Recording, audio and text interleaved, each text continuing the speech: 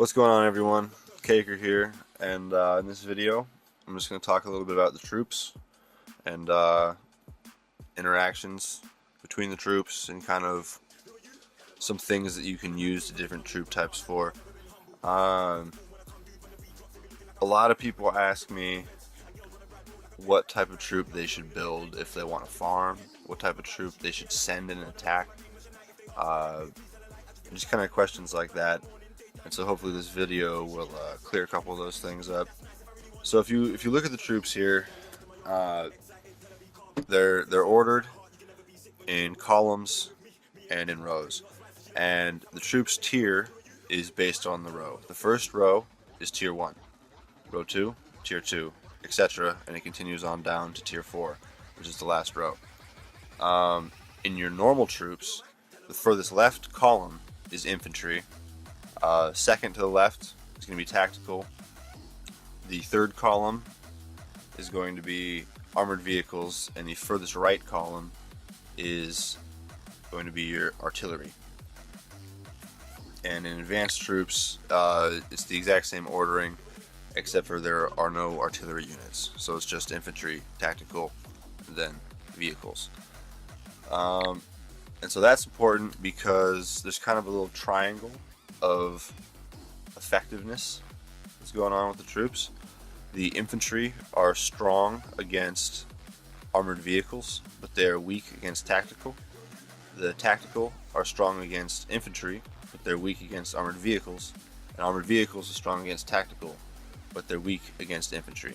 So it's kind of a little triangle there, and it's kind of it's a good thing to know if you're going to be playing Mobile Strike. It's a good thing to learn and to get used to and to memorize, you know, what the names of the different troops are, and then what type of troop that is. Because as far as what you're supposed to send in an attack, you're supposed to send, or the most effective thing to send would be the troop type that is effective against the troop type that the defender has the most of. So say you're attacking a base that has primarily tactical defenses and primarily tactical commander gear on or something like that, then you're going to want to send an armored vehicle attack, because those units will be most effective against the highest boosted units of the base, and such like that. There's also another strategy that you can go by, which is if a base has tactical boosted,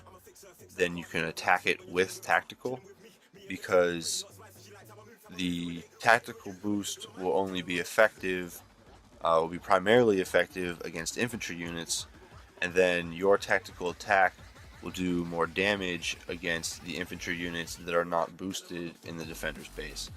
And so that's kind of a different strategy that some people use. I know that the head of state in my current state is kind of a fan of that strategy.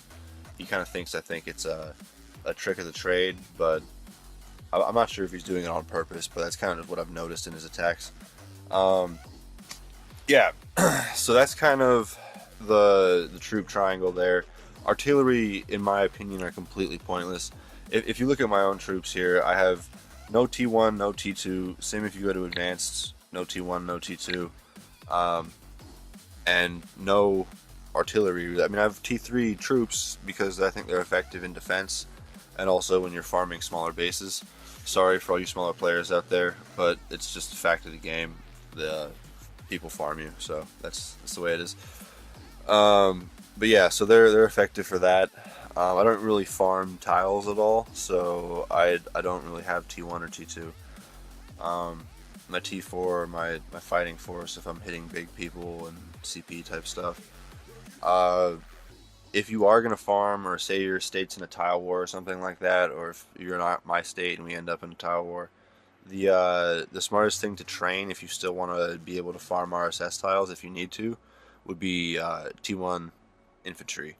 Because if you look at their stats here, which is an important thing, you should always check out every troop's stats. I recommend that everyone goes through and clicks on each individual troop and then hits that stats button, and at least takes a look and gets a general idea of what the troop stats are.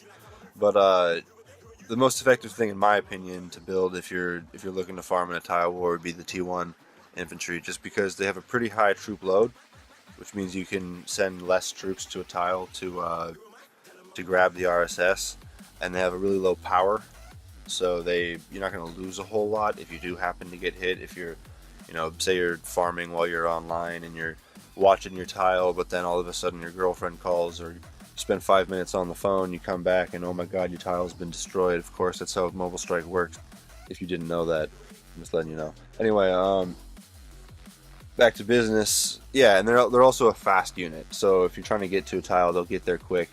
So your deployment isn't en route, and so that kind of, I think, saves people from getting hit sometimes. So a lot of times people will be scrolling the map, they'll see a slow moving deployment en route, and they'll be like, sweet, this is going to be a juicy tile hit. I'm about to just juice this guy for all these slow moving troops, because that slow moving troop, it's got to be some artillery, which is power. It's got to be some T4, which is power. I'm gonna smack up that slow deployment. The good hunters look for stuff like that. So you want to send fast deployments and make it look like you're just sending some pointless little tiny troops that don't matter. Yeah, so that's a pretty good basis for troops right there, I think. I hope that helps some people out. Boy,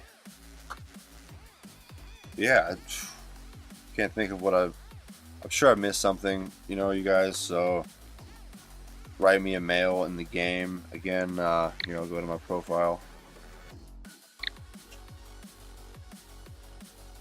That's me, FK Caker.